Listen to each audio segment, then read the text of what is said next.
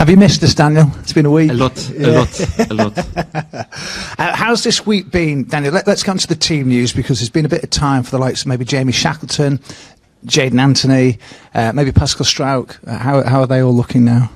Yeah, some good news with Jamie and also with Jayden Anthony. Both are back in team training, back available for this game at the weekend.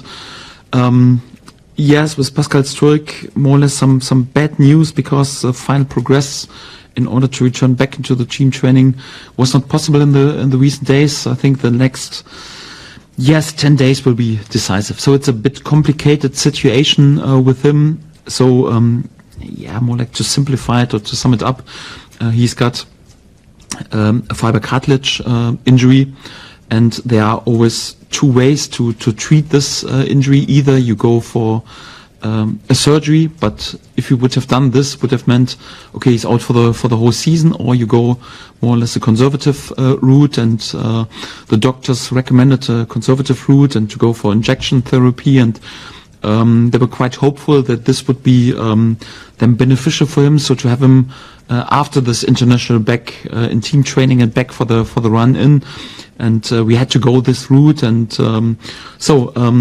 the cartilage needs some healing, and it has progressed really well. But the last 5% are missing. So in the next 10 days will be decisive to say, come on, either he is on the other side of the international break back in team training, it is capable to handle the load, then we have him back then for the run in and for the final games, or we have to go the other way and have to go for surgery, and then he's out for the whole season. But at least we have him then back for pre-season to be ready for the new season. So I think the next 10 days will be decisive. So bit complicated injury, also difficult to judge what is the best way. Also difficult for Pascal, because he's meanwhile out for such a long time, and at the beginning the injection therapy worked quite well, but the last final progress he has to make in the next days. Otherwise, we have to go the other route. So this is a status quo for him, and so at the moment he's not back in team training. So we hope some positive progress in the next 10 days. Otherwise, we have to go the other route. And that injury is still the adductor, then, the fibre cartilage injury, or is it a separate thing? No, it's still the same thing. It's in this area, and it's a bit complicated to explain, because the cartilage needs some healing. So I'm not the doctor with the right expressions, perhaps, and the right words. Also not a native speaker. Sometimes a bit difficult, but it's more or less exactly this injury. Yes. Dan, I understand that there's a few expectant fathers in the group as well. How much is that affecting your plans for this weekend? I think there's 2 or 3 that might be due babies. Not just games are coming thick and fast at the moment, also the baby. So that's definitely good news. So it feels like the football players have some time in the summer. So it's all more or less all around the same time. But obviously it's great news, and we need each and every man. So for that, it's good that we have some new members who will support us, some new family members, and some new talents, and definitely great news. Yes, it's a bit complicated sometimes, because obviously when you're together with your wife in the hospital, then we allow them, of course, not to attend to the on the training pitch, or we allow them, of course, to be in the hospital. Although sometimes I'm a bit tempted to send my assistant coaches, but I think I would have trouble with the wives of the players. You never know, but so we don't do this, and for that it affects sometimes the training, but in a positive way, and sometimes you also can take the euphorism of this great experiences in life, and we're all happy because, like I mentioned, we need each and every man. Now, you're in a great run, there's no doubt about it at the moment. What have you been able to sort of improve on this sort of week, this 9 days that you've had as well? It's a long time. What have you specifically worked on that's going to make you even better going into this final stage? Yes, I think in the beginning it was important also to calm the load a bit down. Obviously we were in on Saturday, had a proper training session for the players who didn't play 90 minutes, also analyzed the Sheffield game. Was important to have also this session here at Thorpe Arch on Saturday, in order to draw a line under this period. Then we allowed the players also to have 2 days off. For some players even another relaxed day, because I think it was important to calm the load a bit down after some crazy weeks in terms of load, and also in terms of concentration and focus. But then, more or less after these 2 days, we started then to prepare also for the Millwall game. It will be a difficult game. It was good to have some time on the training pitch, and it also will be a difficult game in comparison to a few other games in the past. Obviously, we tried to work on our game, but also to adapt also a bit in our exercises to what are the key factors for the weekend.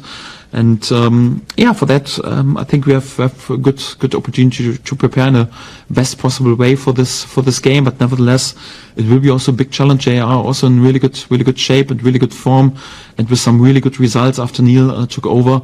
And for that, we are respectful, but we also want to be there as successful as possible in this last game before the international break. The Millwall away win was sort of maybe at the beginning when you really started to hit your stride, Daniel, since you've been here. How much different are they now, and what are the key factors that you face against Neil Harrison? It was difficult at this time because even there they were strong in set pieces and difficult normally to create chances against the Gary Road side and to score goals, and they had to change the management, change their style a little bit, and yes, Neil Harris back in charge. Obviously, he knows this club inside out. He also knows exactly what this club wants to stand for in terms of values, how they want to play. And I have to say, I'm pretty impressed because in the last 4 games, 10 points, impressive away performances and results. It's more or less a bit back to their best. So it's difficult to create chances against them. Not even to speak about scoring goals. They are dangerous on the counter-attack, especially dangerous in set pieces. Pretty good in compactness, also in being competitive, good counter-pressing. So I expect a pretty competitive side, and also a side who has, after recent results and nothing to lose, they will come with confidence, and they will make it. Will try to make it really difficult. Also for us, I think we have to be ready for some physical battles, and also to find good solutions in order to open a really compact side, because all the other teams who were playing against them had problems to create chances, not even to speak about goals. And you also have to make sure that they are as far away as possible from your own goal, because in terms of set pieces, throw-ins, corner kicks, free kicks, they are really a threat. And we need to find a good balance between being really competitive against the ball, but also a good mix out of being patient, but also to find the moment to speed up the game whenever there's a chance to create chances in order to give us a chance to score goals. And it will be a complicated task, and we need definitely also the support of our great supporters again, because I expect a tight game, and I'm pretty respectful. Thank you. What are the differences between the Leeds team that beat Millwall earlier in the season and the Leeds team now? Not in terms of personnel, but in terms of characteristics or ability.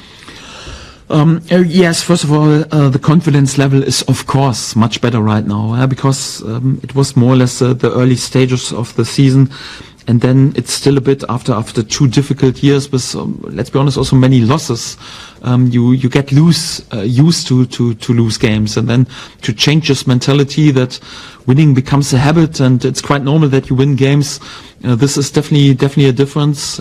Obviously, also we have worked a lot in our principles, how we want to play. We have worked a lot in order to develop some younger players, but also some players. I think also individual players like Joe Roden, like Ethan Ampadu, like Ilya Gruev, like Glenn Kamara. Not just to speak about Archie Gray and Chris Summerville and all the others, or Daniel James. They came out of a situation where they didn't play much football in the recent years, and it's not like after 1 or 2 games you're back at your prime and back in a perfect rhythm. So you need confidence. You need to work on your individual game. You need to work on our principles. And meanwhile, more or less all the players, especially the players who are working with us already since several months, know what we want to do against the ball, with the ball, set pieces, how our football should look like, and they are more and more in their rhythm. And I think it's definitely fair to say that we have developed a lot in comparison to the beginning of the season. And all credit goes to my players that they were so open-minded also for the way we want them to play, for also to make them work hard on the training pitch to gain a proper fitness level. but also credit especially to the individual players who are playing right now in crucial roles for us, and also in central roles for us, and didn't come in the summer in the best rhythm, and also not on the best confidence level. So it's credit to them how far they have come, and yes, we want to use this and want to keep going. How much would you say the promotion race is bringing out the best of the top four when it comes to securing results? You know, the knowledge that you can't afford to slip up. Does that add urgency in the latter stages of games? You never know. Sometimes you can also be over motivated and a bit nervous. So it's never guaranteed that you're even there with your best performances. But this is what you have to do in order to finish in the top position. So it's important to find a good balance, to play really with fire in the heart, but also to stay cool in the head and not to be over motivated or to overdo things. Or you have to think, okay, in a special game you have to do something really special. I think it's important to find a good balance. And yes, this league is all about consistency, and this is what the teams at the top of the table have proved in a remarkable and incredible way, you have to say. So credit to all the teams who are there, and it will be a tight competition till the end, and each and every team tries to win as many games as possible, and we're looking forward to have this period. Hi Daniel, it's been another day of headlines for Archie, which I'm sure you're used to this season. Clearly an amazing achievement for him. Have you had any conversations with Gareth Southgate or Lee Carsley about Archie and his progress, and have they been keeping tabs on how he's been doing? No, because it's too obvious. So the most important topic is not so much a talking; it's more like what happens on the pitch. And when you watch his games, his consistency, the quality of his performances, also the personality, how his behavior is, and how he handles all the praise and all the spotlight, also in a pretty humble and down to earth way. It says enough, and everyone who has lots of knowledge, and Gareth is very experienced and knows this game in a top way. If you're not, if you don't even have to be a football expert to realize how good Archie is, and for that it's also not a surprise that there are some positive comments. And if I'm honest, I'm also not worried that Archie couldn't handle this, because he's so down to earth and so humble, still there working each and every day in a very humble way, and also he wants to improve still each and every day on the training pitch. I don't sense a difference at all.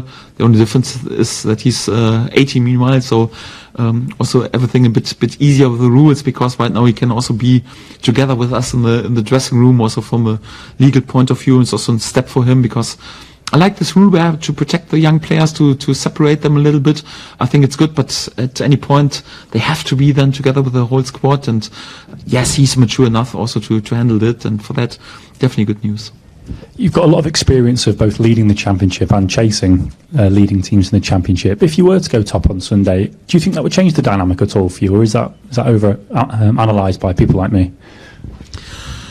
No, it's a bit of a difference if you chase, or if you have to bring a lead over the line. That's definitely a fact, and you have to be capable to handle this. And it's a different experience. I think you would be right, but I think especially in this season, it doesn't change that much, because the other teams are showing such a consistency. Each and every team has more or less the pressure to be there with good results, and also the table position wouldn't change our dynamic or our position that much, because yes, there is a chance to even improve our position, but just because then in the end Leicester would have a game in hand. So I'm not overinterpreting the league position too much, but what is definitely priceless are the 3 points, because the point tally is quite important. And I always spoke about a special amount of wins that we want to have, a special point tally that we want to have, and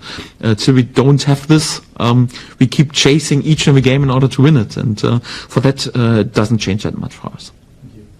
If Pascal does need an operation, then I suppose there's a chance that Ethan Ampadu plays every game, starts every game this season. He gives the impression of just kind of, cruising through match after match, but how difficult has it been to keep him fit and to keep him fresh, given all the minutes? I think it's credit to his quality, but also his personality, that it looks like, he's more or less in cruise control during his game, and at the moment you have to say so he's quite impressive with his consistency. Otherwise we couldn't be there with such an impressive defensive behavior, but also what he does in terms of the build-up, in terms of the leadership for us is quite remarkable. And yes, I always want to have him on the pitch as long as he looks really that sharp and that prepared. I used the other day the cup game against, I think it was against Plymouth, to leave him out out of the starting lineup. Even there he was a bit disappointed because he wants to play each and every game, and I love his mentality, and he does a lot also between the games to recover in the perfect way. He's very professional and also mature for his relatively young age, and this is the reason why he can show such a consistency.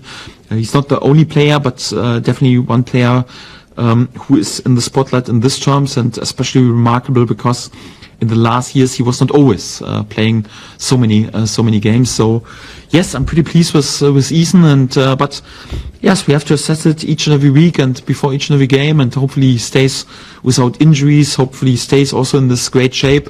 But at the moment we are really happy to have him, and yes, he's invited also to deliver further on such impressive performances.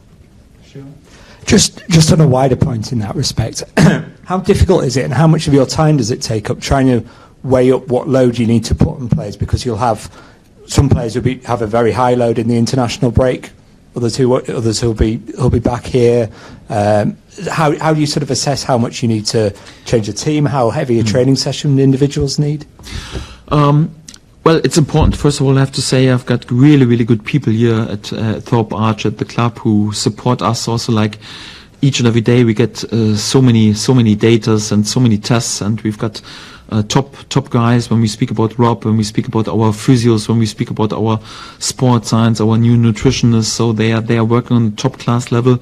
Otherwise, it's not possible during this crazy schedule and crazy period to show such a consistency. So all credit goes to them because they prepare so many things already. For myself, I got lots of information. It's then for me to channel the information, and yes, also to bring a bit the experience and gut feeling in, because when you talk to a player, each and every player tells me each and every day, no, I'm top fit, I want to play the next game.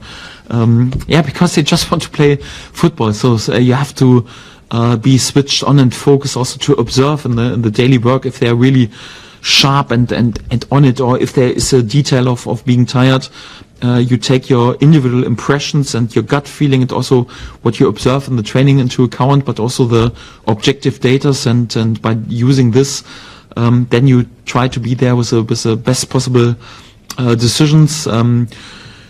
Yes, we try our best, so it's never a guarantee that you're always spot on, but so far so good, I would say. But yeah, we have many games. I think especially the weekend after the international break will also be crazy, because for Good Friday already the kick-off, and some players will even struggle to make the game. I think it will be complicated for Junior Firpo, for example, when you have a look on the schedule, and also we hope and pray that each and every player stays fit and comes back healthy and also in a good shape, and hopefully not too tired after many games and lots of traveling. But this is something to worry about next week's. My focus right now in the next 2 or 3 days are just Millwall, and I have to say, so at least this week we don't have to speak too much about being tired, because right now we had a good week to prepare ourselves. So definitely no excuses for the weekend. No excuses on that front, but I guess you've got the other side. You know, you were talking at Hillsborough about the decision to leave out Dan James. You've got a lot of difficult decisions in terms of various positions where you've got people challenging for places. How much do you just think about Millwall in your team selection, and how much do you have to have a mind on what's to come? Well, my experience is always to just really focus on the next game, what is the best starting lineup for the next game, and not think, okay, what could happen then perhaps the game after. Once you have a period like we had with 4 games within 10 days, you have to focus really always on the next task, but then perhaps also to take a bit more into account. That just 2.5 days and that next game is lurking, because especially on the positions where you have to be creative, where you have to run a lot, where you have to put many high intensity runnings in. It's not possible to play 4 games within 10 days, each and every second on the best level. So during such a period, you have to take it a bit more into account. But right now, for the Millwall game, all these thoughts are not important, because then we have a international break for several players, and the next game is then just 12 days later. You also can't influence what happens in terms of load with the international team. So for this Millwall game, the team selection, I don't think at one moment about Watford or what they have perhaps to handle during the international game. So it's just like we want the best possible outcome for this game, and this is the only focus, at least during this week. Thank you.